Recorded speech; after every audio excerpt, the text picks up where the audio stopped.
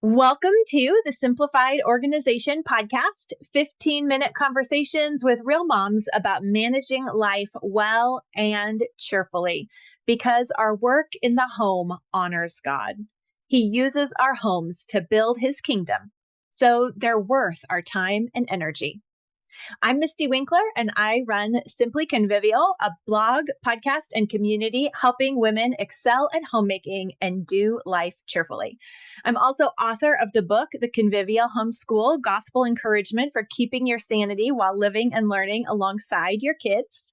And today I'm chatting with Joy Cherrick. Joy is a homeschooling mother of 7. She has 5 school-age children with a preschooler and baby to keep it interesting. Joy writes nature study support guides at naturestudyhacking.com and is joined by her children on her podcast, Naturalist Kids Podcast.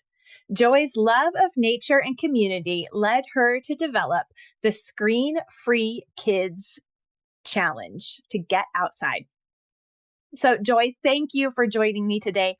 I know that as moms with a lot to do and the desire to stay connected with other people and maybe get a break from all the many things that are going on all around us, we often use our phones as kind of a legitimate distraction, a way to take a break.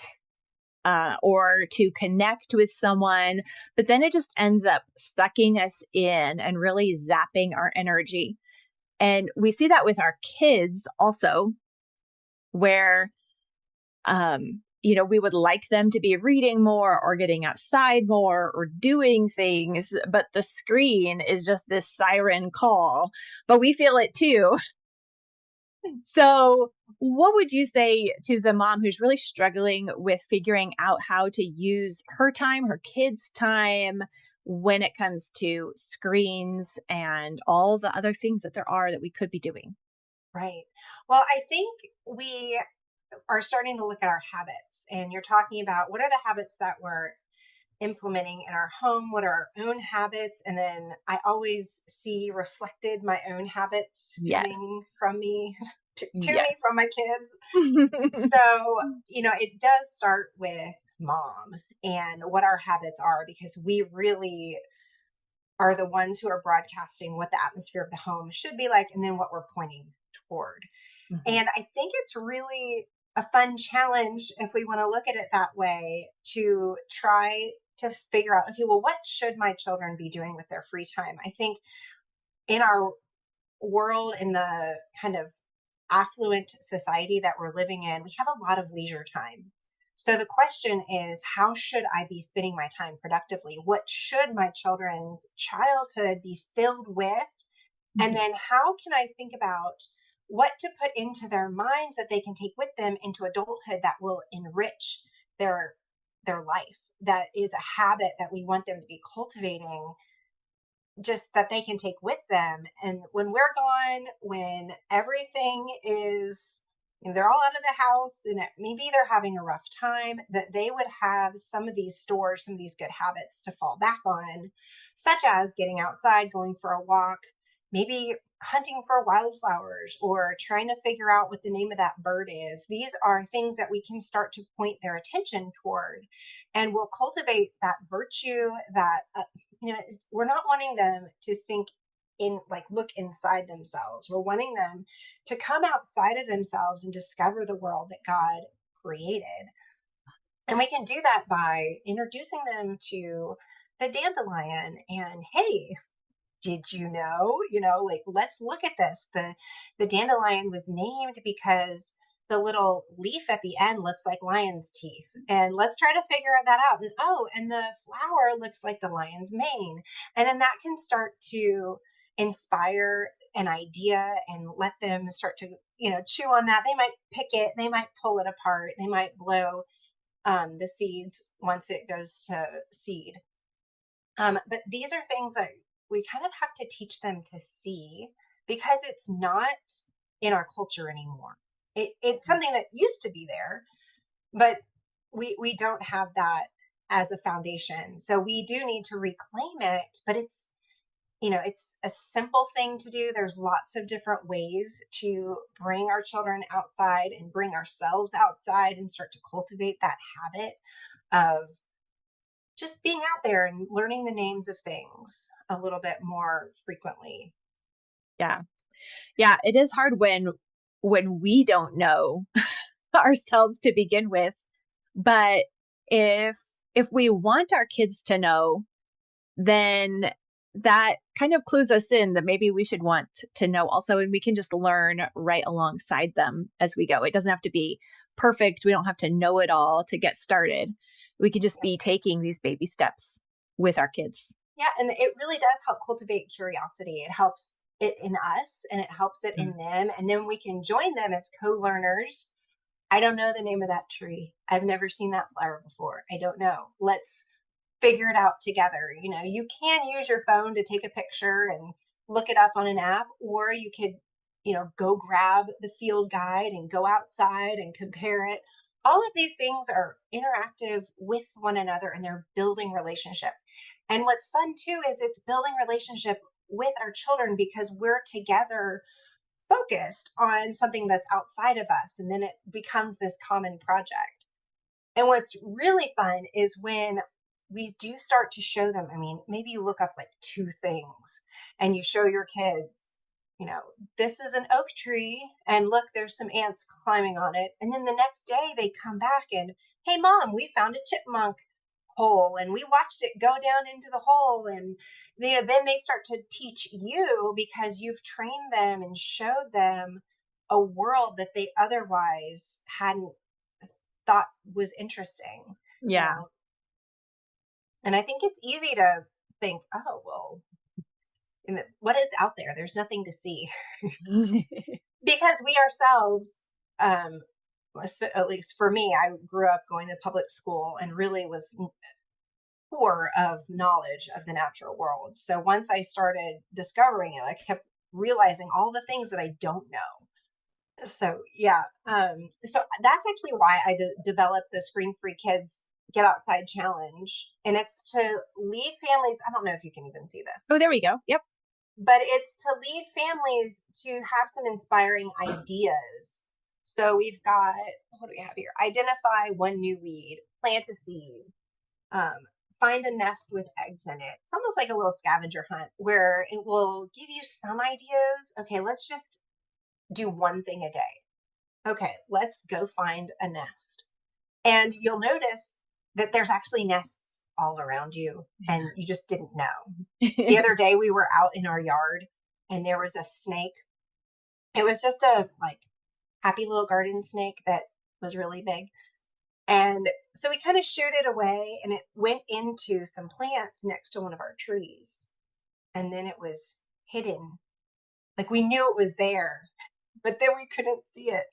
But it just made me think of all the things that are around us all the time, like bats. Bats are everywhere in North America, in every town and every city. If you say you have no bats, it's not true. Your town also has bats. And they're everywhere, but we just don't have the eyes to see them usually.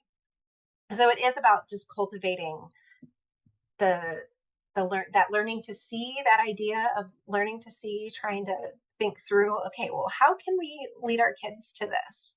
I'm curious, what things have you found with your getting the moms out of the scroll in that class that have helped moms the best kind of cultivate a new habit for, getting off the screen, and you'd have to replace it with something.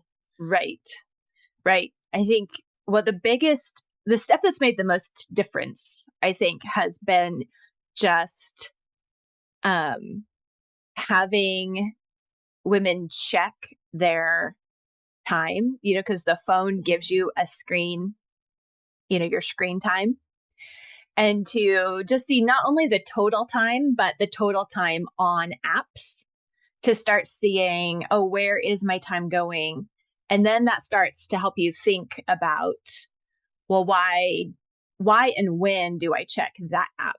Because I think with replacing habits, it helps to know why you're choosing that at the moment. Like, is it because I'm bored? Is it because I'm procrastinating? And that helps you make a different choice in the moment when you feel that prompt to go to it. It's like, okay, well, maybe just take that app off my phone.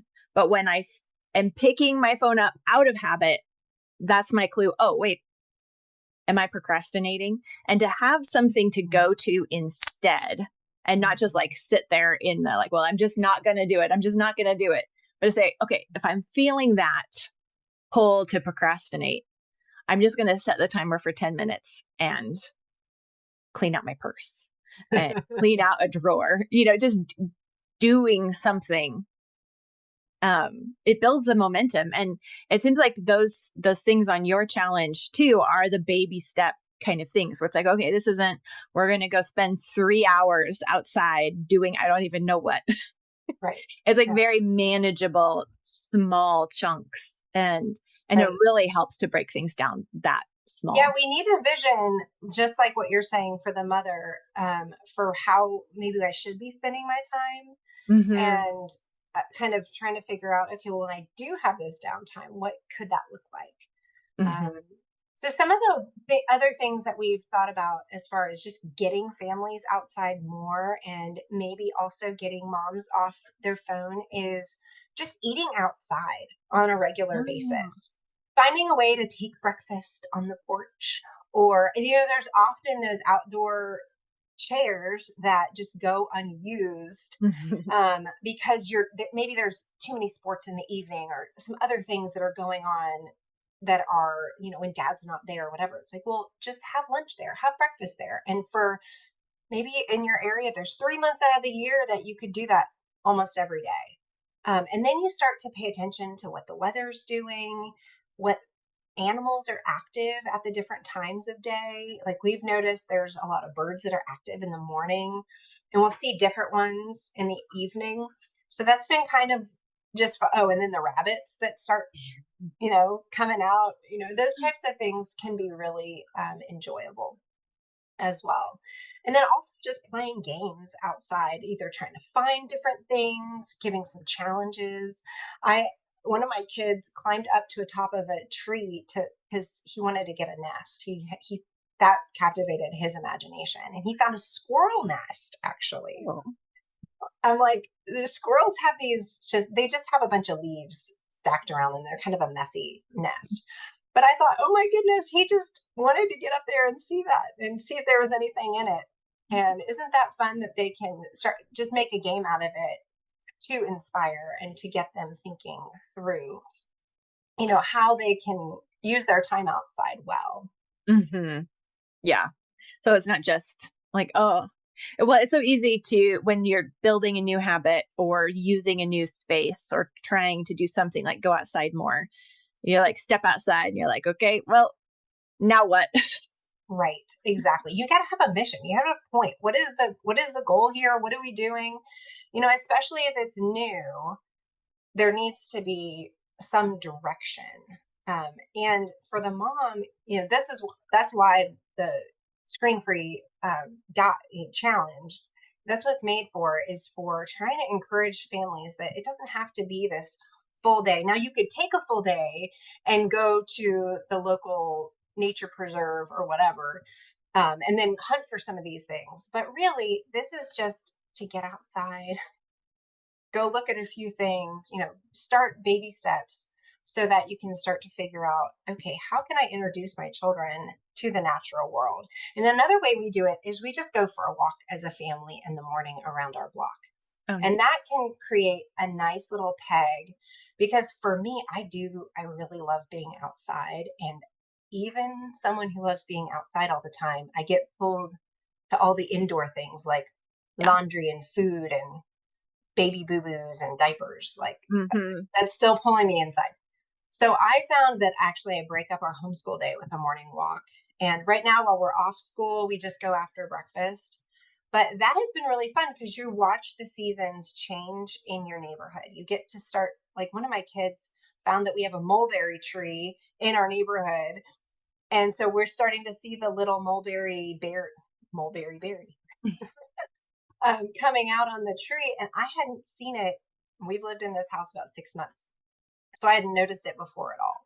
So it's those types of things that you can start to notice over time. Even just watching with the neighbors, sometimes they'll put up a wreath for different holidays, or, they'll be planting some new flowers, and then it starts to give you a sense of place. And then you start to form that relationship, not only with nature, but then with your home, your neighborhood. And then you're available to wave to the neighbors as well.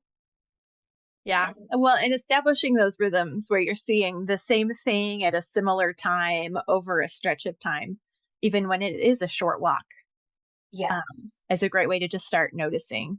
Yeah. And it gives you a small amount to notice. And like, okay, I'm going to pay attention to the trees or to what this bush might be. Well, the other thing that I think is kind of a fun thing to think about is how we're establishing boundaries with our screens, because screens do start to call to us if they are a master. Mm-hmm. And how can we put them in their place so that not only ourselves, but our children have a healthy relationship with them. So for us, like, we use screens for our math. And we have different ways that we're engaging with screens for school. Yeah. So, and I'm talking to you on one. So, we have them in our home, but we don't want them to dominate the atmosphere. So, one of the ways to do that is to just give ourselves time limits and say, okay, well, we're doing math for X amount of time, and then we put the thing away. And then it has a time and a place for those things. And then just establishing those habits that we're thinking through, like what you were saying, like thinking through, when are we wanting to give our children a screen? Is it around 4:00 when I'm trying to cook dinner? I'm just assuming that's usually yes. And then figuring out, okay, well, how can I get ahead of that so that the kids are prepared with some other occupation? So like, we turned our sprinklers on the other day. I told everybody, go get your swimsuits on. I'm going to turn them on for 15 minutes. And then they all ran through the sprinklers, having, even the older ones having all kinds of fun. And, let's do it a little bit more. And, what a fun way to enjoy a summer is to just get outside and have some hullabaloo and, go for it as well. So, I think some of these ideas, hopefully people can apply to their homes and be inspired for just what an outdoor life could look like, even if it's just the baby stuff, even if it's just, one little thing at a time. Yes, the baby steps count. That's what we are always reminding ourselves of here. The baby steps count, for sure. Yeah, for sure. So where can people find these resources that you have for an outdoor life? Sure. So at naturestudyhacking.com, there's the Screen-Free Kids Get Outside Nature Challenge. And it's right there. There's a link on the menu on the homepage. And I think there'll be a link here as well. Yep. So it's pretty easy. It's a great place to start. And then I'll also have a little guide for mothers that I think it'll be ready by the time this goes live. So it's kind of, again, it's going to be more ideas for how to cultivate those habits and what things you can be looking for in addition to the items on the list here. Awesome. Well, thank you so much, Joy. This has been a fun conversation and I'm sure inspiring for everyone. So thank you. Thank you so much, Misty. I appreciate it.